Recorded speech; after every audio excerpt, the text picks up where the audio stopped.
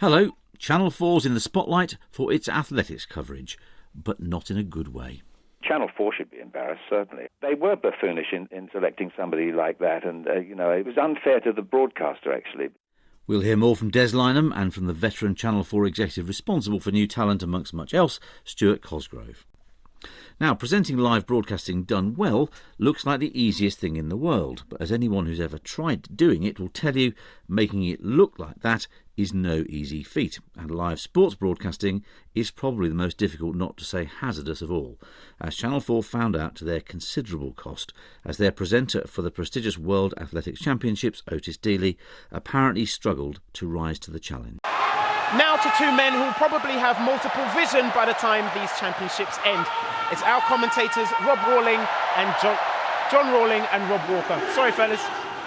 Commentators are Rob Rawling, and I keep getting his names wrong. We talk to the hottest athlete of the moment, the Honourable Leo Usain Bolt. It's St. Leo Usain Bolt. Daegu plays host to the 13th IAAF World Athletics Championship 2011. And we'll be talking to the fastest man on no legs, who goes in the 400 metres tomorrow.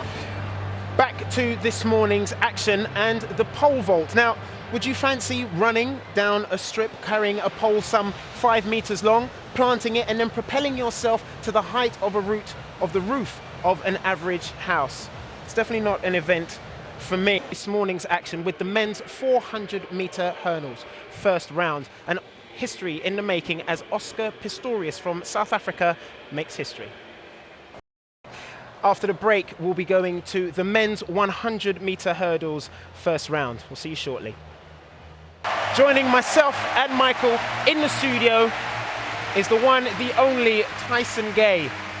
That's me, Michael Johnson, and Tyson Gay in the same studio. We have a gloriously sunny day here in the studio.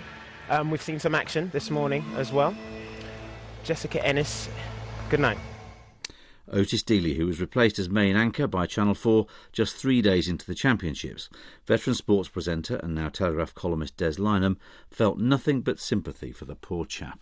And it's a very difficult task to link a live sporting event, especially an event like the World Athletics Championship, which is of international stature. And, he was nervous. I think the biggest problem, he was really nervous right from the start. It came through the screen. It made very difficult viewing. I think that it would have helped him if they'd given him an autocue machine to at least put his opening on there. That would have given him some confidence of his words. But, when you're doing those kind of live events, you're taking an awful lot of flack in your ear. Because in a gallery and television, you don't only hear what's meant for you, you hear all the various other conversations that are going on in the gallery between director, producer, cameras, all sorts of things. And all that comes into your ear while you're broadcasting live.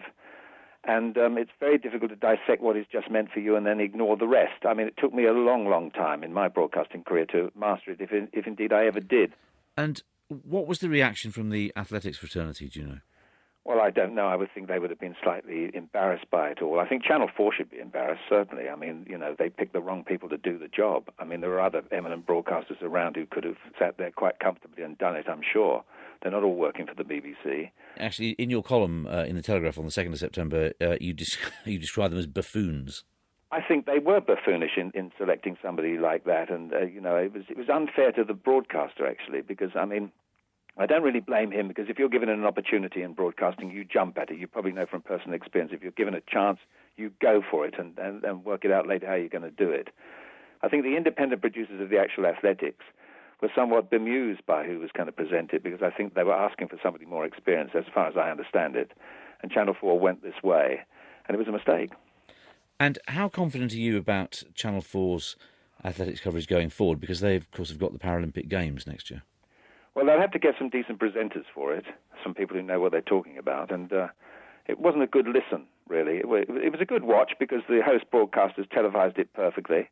But the standard of broadcasting overall wasn't quite up. Well, here you go. It wasn't up to BBC standards. Oh dear.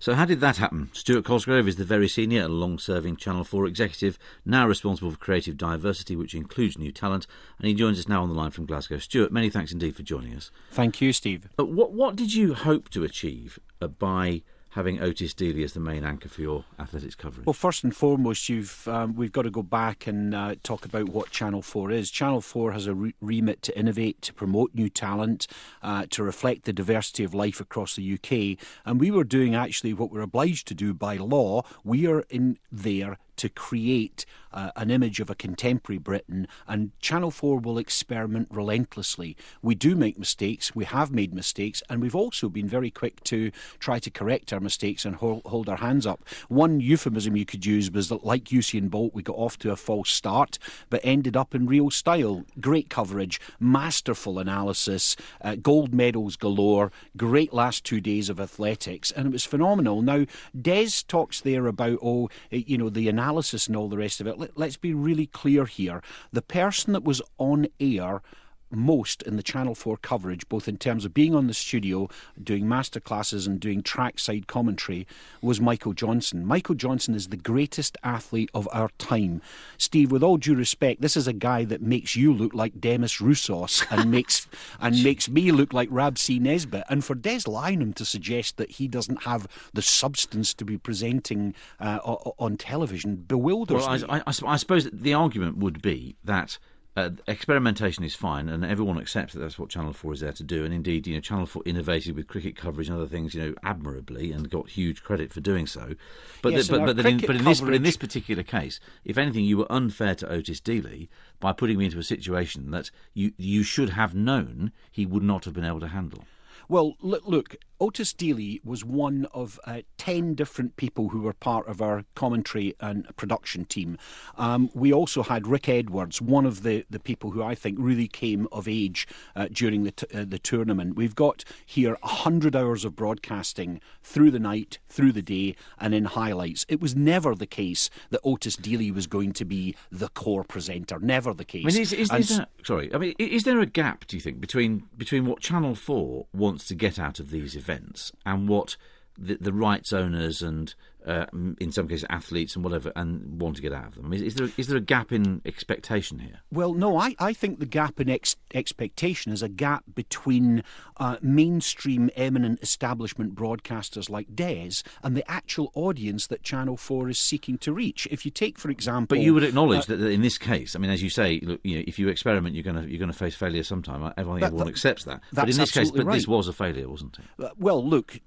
Did we make mistakes? Yes. We held our hands up. We changed them. Within 2 days, we had changed the character of our presentation team. More importantly, and this is a subject quite separate from the presenters, is the most comments that were passed about Channel 4's athletic coverage wasn't about presentation. It was about our commercial breaks. Now, Channel 4 is a commercial broadcaster.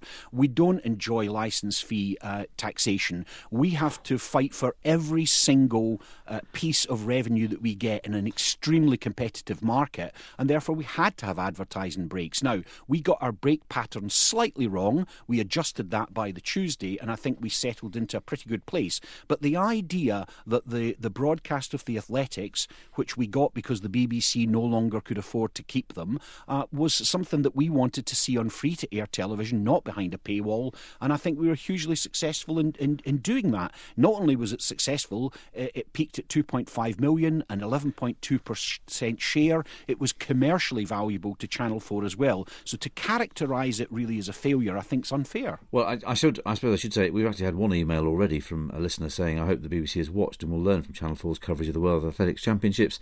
It is the best I've seen for many years because athletics was the clear star of the show and not many highly paid celebrities in the studio, etc., etc. Yeah. But look, can I just say another thing as well? Because I think one of the criticisms that Des Lynam makes is that you can't move people from one genre to another. He actually said it took me a long time to be confident at what I do, even if I ever became confident. So he admitted it took him a long time. Well, I think the point he's making that's true, and I know that your man also Ortis has considerable experience. But I think the point he was really making was that presenting live sport is uniquely difficult because it's live, which is difficult anyway. Lots of inputs, lots of unpredictability, but critically requires pretty deep knowledge, readily recallable knowledge about the things you're talking about, which Ortis, for all his strength, didn't appear to have. Yeah, well, it's also also the case as well that people have to be given opportunities in their life as well, Steve, and that's really important to keep on mind.